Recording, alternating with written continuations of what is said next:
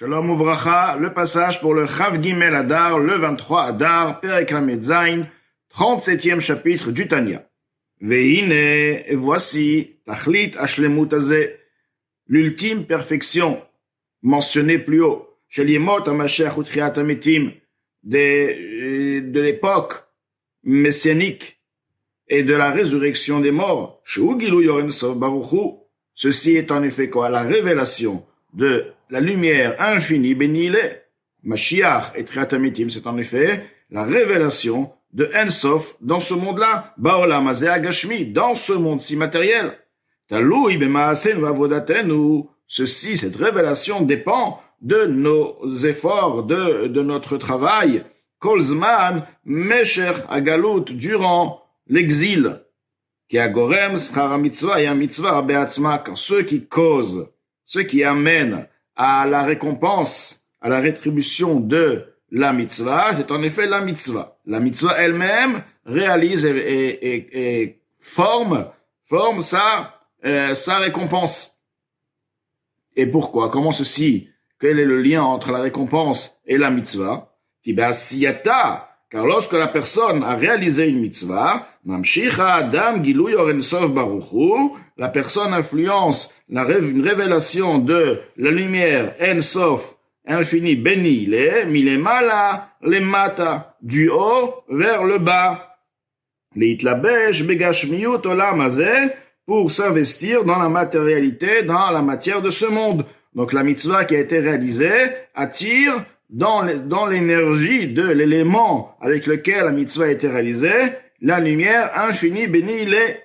Bedavar shayat chila tachat memshelet klipat noga, dans un sujet, un élément qui fut au préalable sous la domination de l'écorce de l'impureté de Noga. Umekabel chayuta mimena, il percevait, cet élément percevait sa vitalité de klipat noga. Shehem kol dvarim ateorim umutarim, ce sont tous les sujets, tous les éléments qui sont permis, qui sont purs.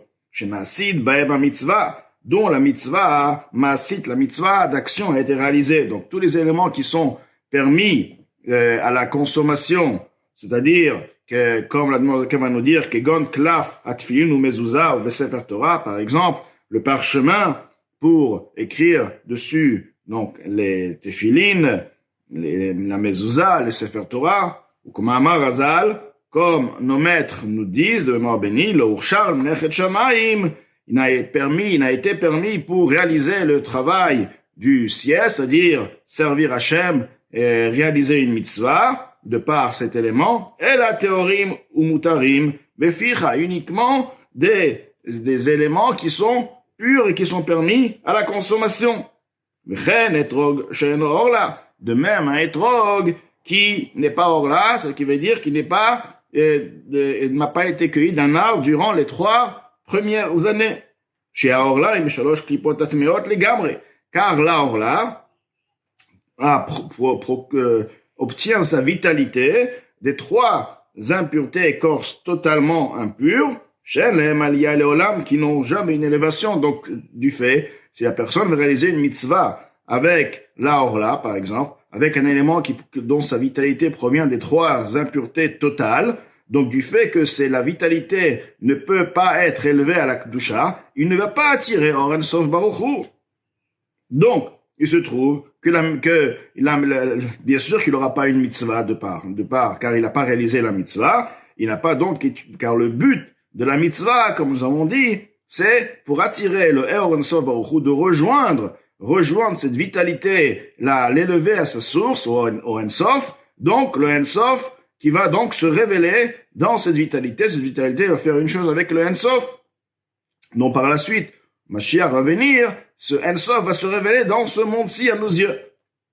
Comme il est écrit dans les Tzraïm, V'chen kol mitzvah ba'a ba'avera chas v'shalom. De même, toute mitzvah qui provient de par une avera, c'est-à-dire que la avera a permis à la réalisation de la mitzvah, bien que la mitzvah en elle-même, effectivement, est valable, mais du fait que la vera a permis à la réalisation de cette mitzvah, donc la mitzvah ne va pas être influencée, la vitalité de cette mitzvah ne va pas rejoindre sa source au Ein Sof, Et donc, à partir de là, il va pas réaliser le but le but qui est donc l'amshachat, influencement de En-Sof dans ce monde.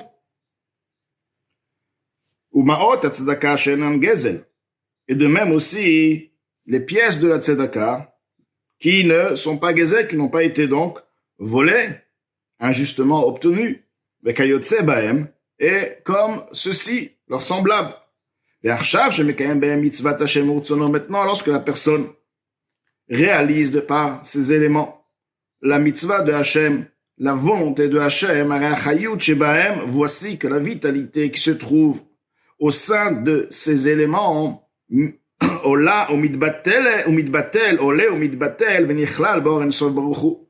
monte, s'efface et s'inclut dans le En-Sof Baruch Hu, la lumière infinie bénie il est, donc c'est le En-Sof, c'est en effet la volonté divine bénie, Amilubash Baem, qui est influencée dans cet élément-là. C'est-à-dire que lorsque la personne avait utilisé les tefilines avec le parchemin qui a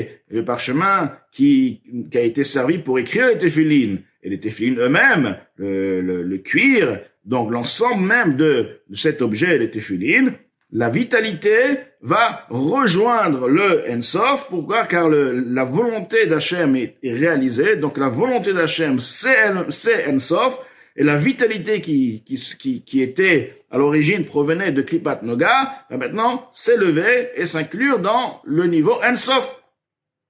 Mais achar shen sham bechinat ester panim klal, du fait qu'il n'y a aucun voilement de face du tout, les astir roid barar de voiler la lumière bénie d'Akadosh Baruch Hu, du fait que la personne réalise la volonté d'Akadosh Baruch Hu avec ses tefilines. Donc il se trouve que la volonté d'Hachem est là concrètement réalisée. C'est pourquoi la vitalité elle-même, qui provient de par un voilement de face, car la vitalité provient des klipot meot, des klipat noga, l'écorce de l'impureté de noga est en effet un voilement de face, voile la réalité, qu'en effet, son énergie est uniquement la lumière d'Hachem. Mais là, lorsque cette vitalité va être là pour utiliser, pour faire la volonté d'Hachem, elle va perdre totalement ce voile, et elle va rejoindre sa source. Donc l'Admor Azaken, dans ce Perek Lamed Zayin, il va nous donner les explications de plusieurs points après points, comment le travail pendant la galoute, de manière générale jusqu'à Mashiach, permet à la révélation du En-Sof. Quel est le lien entre la mitzvah avec le En-Sof, la révélation du En-Sof? Déjà donc, nous avons compris que la vitalité qui se trouve dans un élément qui va servir pour une mitzvah va rejoindre le En-Sof. Donc nous avons compris quelque part que nous avons en effet, si on veut, ajouté du En-Sof. Nous avons donc révélé le En-Sof dans la vitalité de cet élément, lorsqu'on parlons de toutes les mitzvot que les Bnei Israël ont fait pendant l'exil, des centaines de milliards de mitzvot avec des éléments, donc c'est l'infini. Donc on peut comprendre combien de vitalité s'est élevé et a rejoint le En-Sof. C'est devenu donc au niveau du En-Sof que finalement cette même vitalité qui est là, elle ne se perd pas, car c'est l'élément, même s'il n'existe plus, il est décomposé, il n'est plus dans ce monde-là, mais la vitalité est toujours là. Donc cette vitalité qui est maintenant devenue En-Sof, elle va se révéler dans ce monde. Donc déjà, premier point, nous avons compris que la mitzvah est en effet la révélation du En-Sof dans la vitalité de l'élément qui a fait avec laquelle nous avons fait la mitzvah. Mais il faut que ça soit seulement de Klipat Noga, car il n'est pas possible d'influencer une vitalité, une En-Sof dans Gimel Klipot Meot, car les trois impuretés totales n'attirent aucune vitalité. En autre mot, ils ne peuvent pas s'élever, et leur seule réparation, c'est l'élimination totale des trois Klipot Meot, comme l'Admor Azaken va expliquer.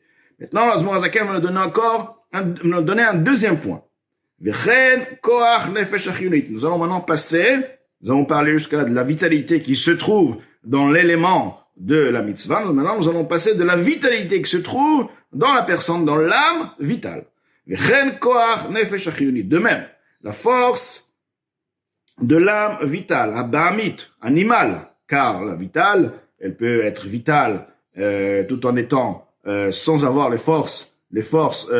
l'impureté, les mauvaises facultés, et elle peut être aussi abéamite, animal. Tout dépend du travail de la personne.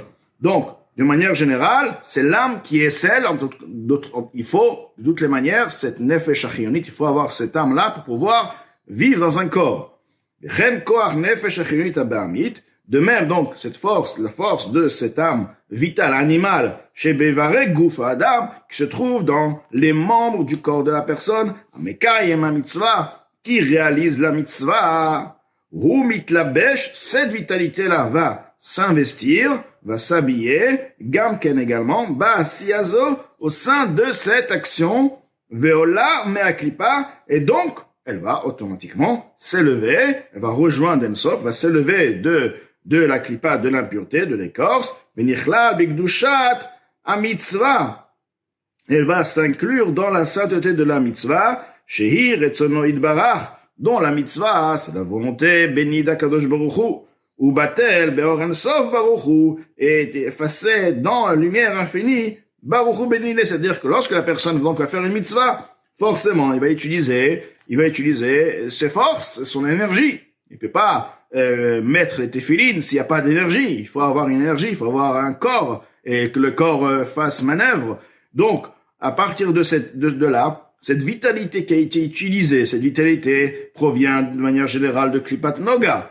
D'accord? Car c'est Nefesh Achiyunit Abamit provient de Klipat Noga. Maintenant, la vitalité qui a été utilisée durant la pratique de cette mitzvah, elle aussi va rejoindre le Ensof. Elle va sortir de son impureté de Klipat Noga, elle va rejoindre le Ensof. Donc nous avons parlé de 2 points. La vitalité de l'élément avec lequel nous avons réalisé la mitzvah, la vitalité, de la personne, de l'âme vitale animale avec laquelle nous avons réalisé cette mitzvah. Ces 2 vitalités, donc déjà 2 points qui vont se transformer en Ensof et qui vont se révéler à la venue, le Ensof qui va se révéler dans ce monde-ci à nos yeux, à la venue du Mashiach.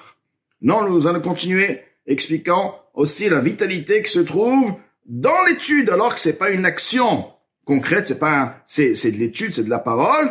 Là aussi, l'Admour Azaken nous explique, se trouve une vitalité.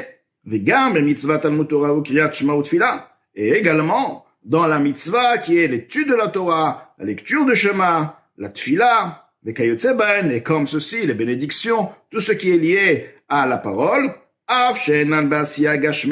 bien que ces mitzvot ne sont pas liés à une pratique matérielle, dans une activité physique matérielle,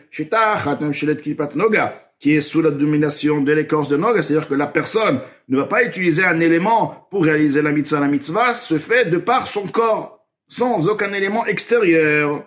Mikol makom, malgré ceci tout de même, à Kaimala, nous avons une règle, des hirurlav qui dit Bourdami. Une pensée n'est pas considérée comme une parole.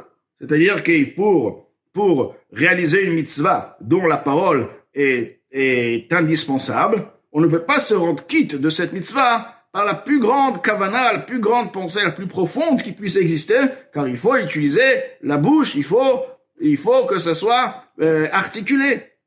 Il ne peut pas se rendre quitte de son obligation, ad sheyotzi bisfatav, jusqu'à qu'il extrait avec ses lèvres. Mais quand même, là, nous avons une règle, nous avons donc une règle, oui, d'akimat sfatav ave maase, que le fait de faire les mouvements, d'articuler, si on veut, avec ses lèvres, le mouvement des lèvres est appelé une action.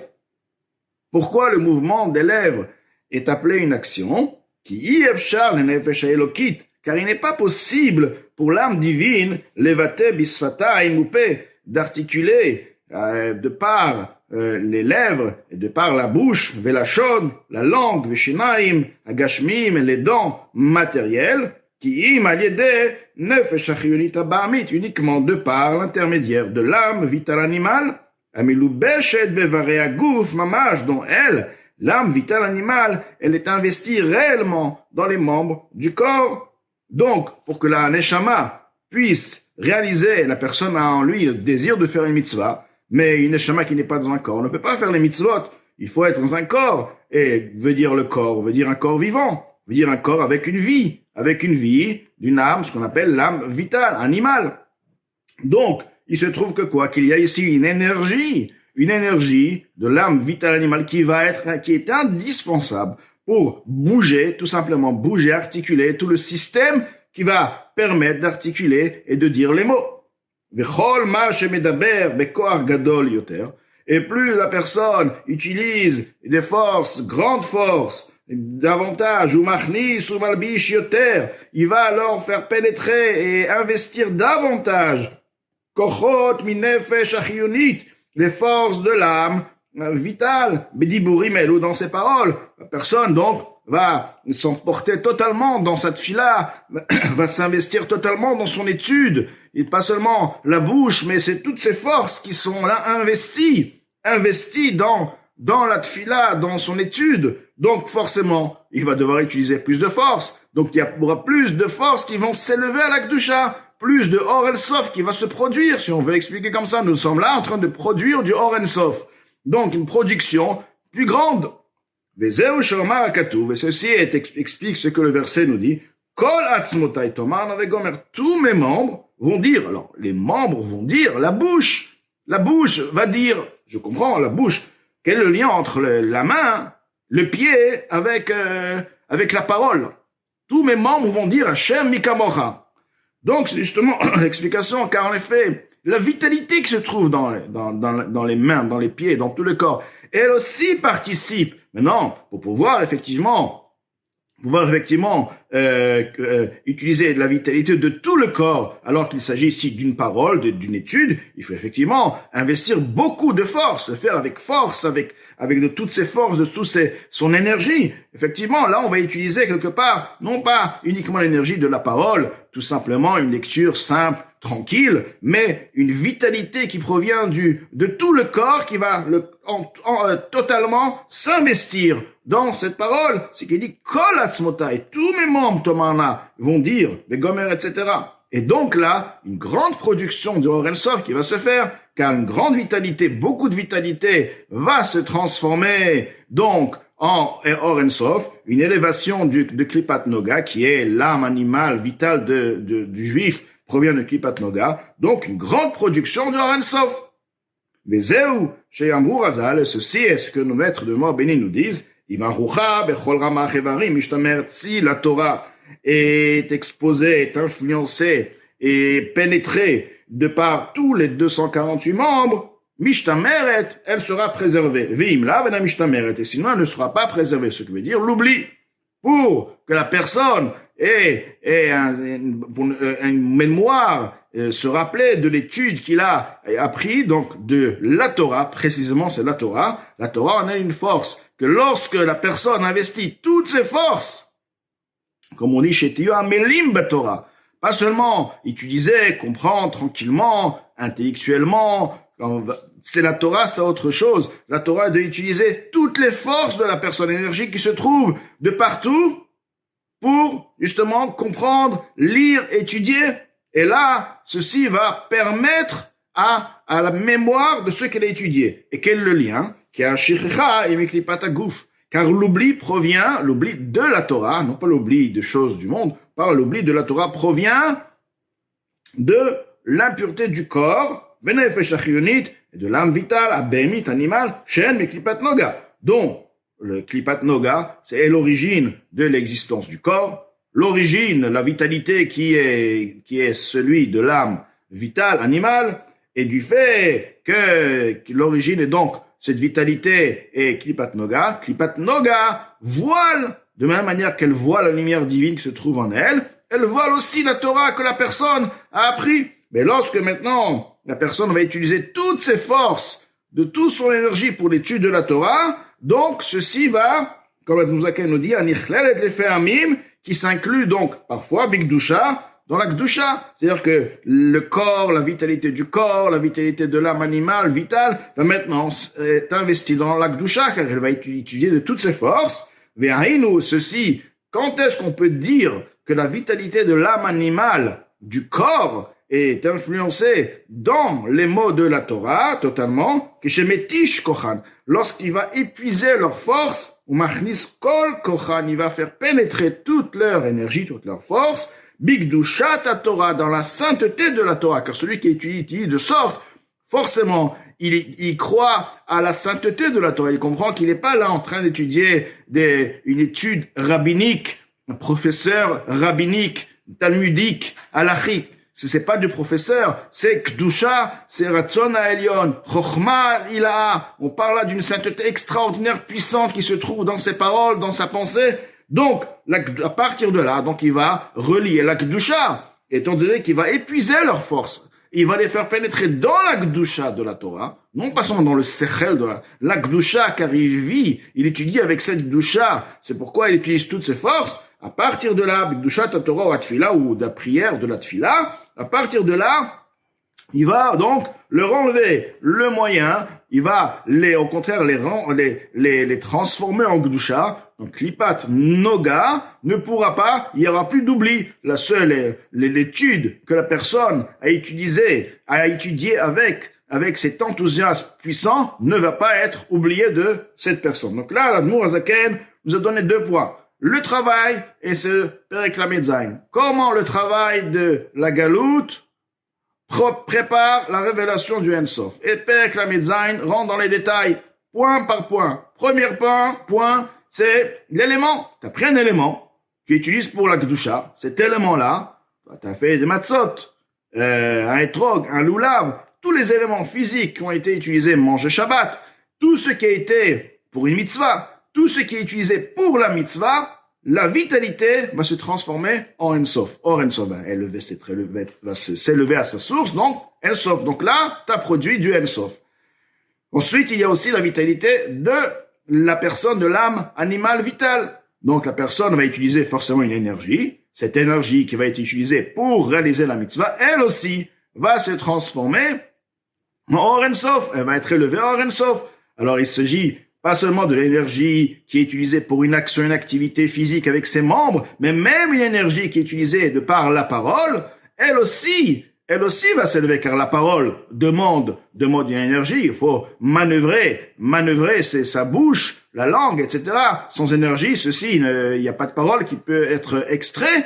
Donc, cette énergie aussi se transforme encore une production du Ensof, et bien plus. Il peut y avoir beaucoup de production, pas parce que c'est la parole. Alors bon, la parole demande pas beaucoup d'énergie, alors qu'une mitzvah physique demande beaucoup d'énergie. Non, on te dit au contraire. Tu peux utiliser tous tes membres, kol atzmotai, l'énergie de tout ton corps. Donc sache que de par l'étude de la Torah, ça dépend de toi combien de Or Ensof tu vas produire, et donc que ce Or Ensof va se révéler finalement. Ce qu'on dit Schar Mitzvah, le Sachar de la Mitzvah, c'est la Mitzvah elle-même qui prépare l'Or Ensof, qui va se révéler très prochainement à la venue du Mashiach.